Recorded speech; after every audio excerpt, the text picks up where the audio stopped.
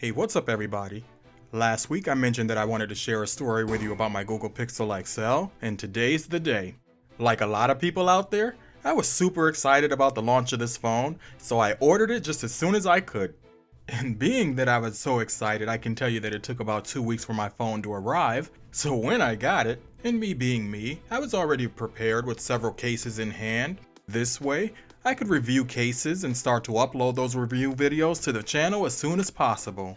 So things started off well and I was really liking this phone. Fast forward, it's a month later and I knew I had this trip coming up for work, and of course I'd be taking my new daily driver, the Pixel XL.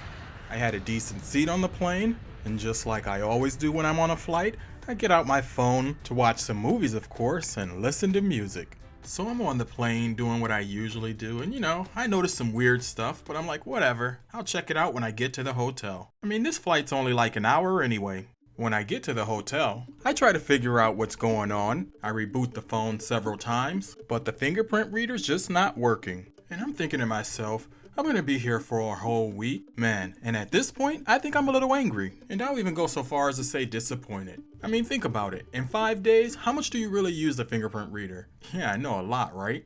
Anyway, so it's the end of the week and I get back on the plane to head home. Now, it was kinda late when I got home, so I figured I could wait until the morning before I got on the phone to call Google. And needless to say, little did I know, this was just the beginning of my problems. Now, I don't know if any of you have ever tried to reach out to Google before for Pixel support, but let's just say it's easier said than done. Look, if you want to contact them, it's not that easy if you actually want to speak to someone on the phone, because first, you'd have to find a number. Yeah, so I never found a number to call, and in fact, I learned you gotta ask Google to call you or open a chat session. Alright, so whatever. I asked Google to give me a call because I needed to get this resolved as soon as possible. So speaking with them via phone wasn't quite as immediate as I had hoped. Finally, after about 4 or 5 minutes, my phone actually rung, and this is great. Okay Google, I need your help. You talk to a customer. Please press 1. Wait a minute, what? I'm kidding. After being on the phone for what seemed about 20 minutes, I got some unfortunate news. This might be a hardware problem.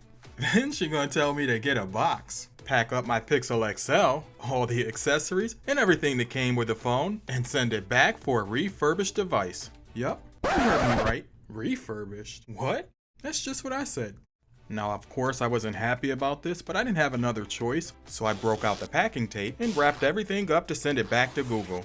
Now, the easiest thing about this whole process was that they gave me different options for shipping, so I could take it to UPS or the post office or FedEx. But who cares when you don't want to send it back anyway, right?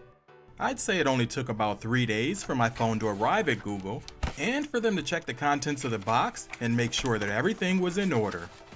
Once that was done, they shipped out another, the refurbished one. So I get an email from Google that they were shipping out my phone, and about 2 days later I received it. I can't tell you how excited I was. After opening the box, I noticed there's no accessories here, but whatever, I booted up the phone anyway, and then this happened. And I'm not even joking, this is some bull. So here we go again, round 2. Okay, so there you guys have it. That's my story and I'm sticking to it. After several calls and a few more emails back and forth with Google, I finally got this resolved, but needless to say, I still don't have a Pixel XL. But I did get a full refund though. If nothing else, I learned from this experience that everything happens for a reason, and even when it seems like it's happening to us, it's not. It's actually happening for us. And what I mean by that, it's that it's necessary for us to move to the next level. If my Pixel XL hadn't died, I wouldn't have this story to share with you, or this video today. And speaking of videos, if you've enjoyed it, do leave a thumbs up. If you're new to the channel, go ahead and click that subscribe button for more content like this. Welcome to the channel. As always, I'd like to thank you for watching, and I'll talk to you in my next one.